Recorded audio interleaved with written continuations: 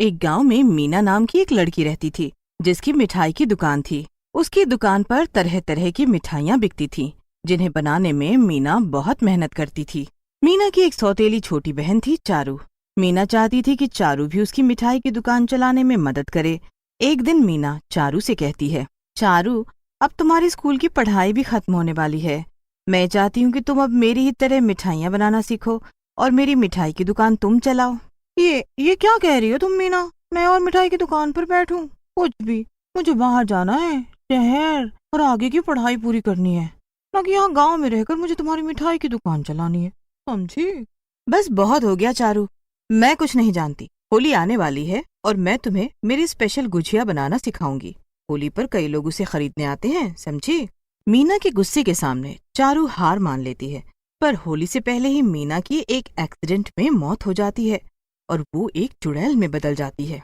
मैं तो चुड़ैल में बदल गई, पर मुझे पूरा यकीन है कि चारू को मैंने जो मेरी स्पेशल गुजिया बनाना सिखाया है, वो जरूर मेरी मिठाई की दुकान पर बैठेगी। मीना चुड़ैल जल्दी से घर जाती है, ये देखने कि चारू होली के लिए गुजिया बना भी रही थी या नहीं। पर घर पर चारू के तो दिमाग में कुछ और ही चल रहा था। वो अपना सामान बांधने में लगी थी। अच्छा ही हुआ ये मीना चली गई ऊपर, हमेशा हुक्म चलाया करती थी। जाने इतना प्यार क्यों था इसे अपनी मिठाई की दुकान से। अब खैर, जो हुआ सो हुआ। अब कम से कम मुझे उस मिठाई की दुकान पर तो नहीं बैठना पड़ेगा ना। थक गई थी मैं गुजिया और मिठाइयाँ बनाना सीख के। कुछ भी समझ में नहीं आ रहा था। अब मेरे पास जो भी पैसे बचे हैं, उनसे मैं शहर जाऊंगी और वहीं रहूंगी। ये सब सुनकर मीना चुड़ैल को बहुत ज्यादा गुस्सा आ जाता है। इस चारू की इतनी हिम्मत, ये मेरी प्यारी मिठाई की दुकान को छोड़कर शहर जाना चाहती है। नहीं नहीं, ऐसे तो मेरी सारी मेहनत पानी में चली जाएगी। ऐसा नहीं हो सकता, मैं ऐसा नहीं होने दूंगी, तो यहीं रहना पड़ेगा। इतना कहकर मीना चुड़ैल चारू के शरीर में घुस जाती है, जिससे चारू की आंखें एकदम लाल लाल हो जाती हैं। 2 दिन में होली है, अब मैं अपनी स्पेशल गुजिया बनाना शुरू करती। अभी गांव वालों को मेरी स्पेशल गुजिया खानी ही पड़ेगी, उसके बिना किसी का भी होली का त्योहार पूरा नहीं हो सकता। चारू जल्दी से मीना की मिठाई की दुकान पर जाती है, उसे खोलती है और जल्दी जल्दी से गुजिया बनाना शुरू कर देती है। चारू को गुजिया बनाता देखकर मीना की एक पुरानी कस्टमर गुड़िया दुकान पर आ जाती है। अरे चारू, बड़ा दुख हुआ मीना के बारे में सुनकर, पर तुमने ये सब मिठाइयाँ बनाना कब सीखा? और मुझे नहीं लगता अब मीना के जाने के बाद कोई भी इस दुकान पर आएगा। सबको मीना की मिठाइयाँ ही पसंद थी, अब तो सब उस चंपक की ही मिठाई की दुकान पर जाएंगे। सुना है वो भी बड़ी अच्छी गुजिया बनाता है। ये सुनकर चारू के अंदर घुसी मीना चुड़ैल को बड़ा ही गुस्सा आता है। चारू डरावनी आवाज में गुड़िया से कहती है, ऐसे कैसे सब दूसरी दुकान पर जाएंगे, कोई यहीं आना पड़ेगा मेरी स्पेशल गुजिया लेने।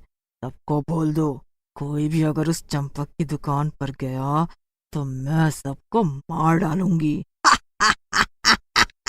मीना की मिठाई की दुकान जिंदाबाद।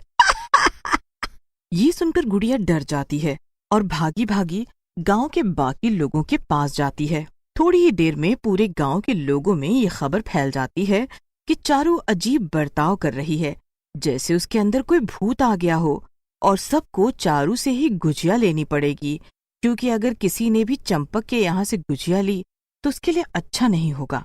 जब चारू के पक्के दोस्त पूजा और रवि को ये बात पता चलती है तो वो हैरान हो जाते हैं। पूजा, चारू को तो शहर जाना था और मीना के मरने के बाद तो उसके लिए ये अच्छा मौका था, फिर उस पर ये अचानक से गुजिया बनाने का शौक कहाँ से चढ़ गया? यही तो मैं भी नहीं समझ पा रही हूँ रवि। हमें खुद ही चलकर चारू से मिलना पड़ेगा, तभी कुछ समझ आएगा। क्यों, क्या कहते हो? सही कह रही हो तुम पूजा। चलो हम ही चलते हैं चारू के पास और चल के उससे पता करते हैं कि आखिर माजरा क्या है। रवि और पूजा दोनों मीना की मिठाई की दुकान पर पहुंच जाते हैं। वहां अभी भी चारू गुजिया बनाने में लगी हुई थी। चारू गुजिया बनाने में इतनी मगन थी कि उसे कुछ होश ही नहीं था कि आसपास कौन आ जा रहा है। रवि और पूजा उसे देखकर काफी हैरान थे। रवि धीरे से पूजा से कहता है, अरे, ये तो नजर उठाकर हमें देख तक नहीं रही है, लगता है कि सच में इसके अंदर कोई भूत आ गया है। चुप रहो रवि, बकवास मत करो और उससे बात करो। पूजा के कहने पर रवि चारू के पास जाकर उससे कहता है, अरे चारू, तूने ये इतनी अच्छी गुजिया बनाना कब सीख लिया भला? हमें भी खिलाना। रवि की बात सुनकर चारू उसे घूरने लगती है और कहती है, आओ आओ रवि और पूजा, मैं तुम्हें अपनी गुजिया जरूर खिलाऊंगी। ये लो, जरा मेरी गुजिया चखकर तो बताना कि कैसी बनी है। पूजा एक गुजिया उठाती है और उसे चख कर कहती है, वाह, वाकई में ये तो बिल्कुल मीना दीदी जैसी गुजिया बनी है। तुमने इतनी अच्छी गुजिया बनाना कब सीखा और आखिर तुमने ये बनाई कैसे? बस समझ लो कि ये मीना ने ही बनाई है। तुम लोग अपने अपने घरों के लिए गुजिया यहीं से ले जाना। ये मेरी मतलब मेरी मीना दीदी की स्पेशल गुजिया जो है। हाँ हाँ, जरूर, क्यों नहीं। चल रवि, अभी चलकर घर से पैसे लाते हैं, गुजिया भी तो लेनी है ना। पूजा रवि को खींचते हुए मिठाई की दुकान से दूर ले जाती है। अरे रवि, तू पागल है क्या? तूने देखा नहीं, वो हमारी चारू नहीं है, उसके अंदर जरूर मीना की आत्मा है। क्या? भला ये कैसे मुमकिन है? और तुझे कैसे पता? तू इतना यकीन से कैसे कह सकती है? अरे रवि, सच्ची, वो गुजिया बिल्कुल मीना दीदी की गुजिया जैसी थी और चारू की आवाज भी कितनी डरावनी थी और उसकी आंखें देखी थी एकदम लाल लाल थी। और कितने सबूत चाहिए तुझे? तो अब हम क्या करें? कैसे छुड़ाएं चारू को? वही तो मुझे भी समझ नहीं आ रहा रवि, कुछ तो तरीका निकालना ही पड़ेगा, कुछ सोचो। एक काम करते हैं पूजा, गांव के मंदिर के पुजारी के पास चलते हैं, वही कोई रास्ता निकालेंगे। ठीक है रवि, चल जल्दी चलते हैं वरना बहुत देर हो जाएगी। रवि और पूजा पुजारी के पास जाते हैं और सारी बात बता देते हैं। देखो बेटा, मीना चुड़ैल चाहती थी कि होली पर सभी लोग उसकी स्पेशल गुजिया खरीदें। अगर ऐसा ही हुआ तब चुड़ैल की आखिरी इच्छा भी पूरी हो जाएगी और उसकी आत्मा को शांति मिल जाएगी। ओ, ऐसा क्या पुजारी जी? तो सबसे पहले हमें गांव वालों से कहना होगा कि मीना की मिठाई की दुकान से ही जाकर उसकी स्पेशल गुजिया खरीदें। हाँ रवि, चल सबको चलकर बताते हैं ये बात। पूजा रवि मिलकर सारे गांव वालों को बता देते हैं कि सब लोग होली की गुजिया सिर्फ चारू के पास से ही खरीदें।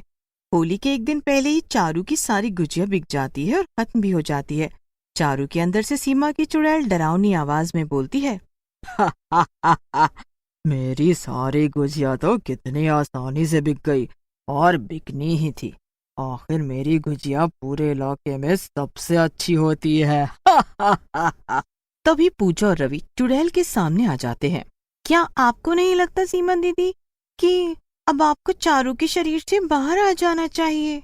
क्या तुम मेरे बारे में जानती हो?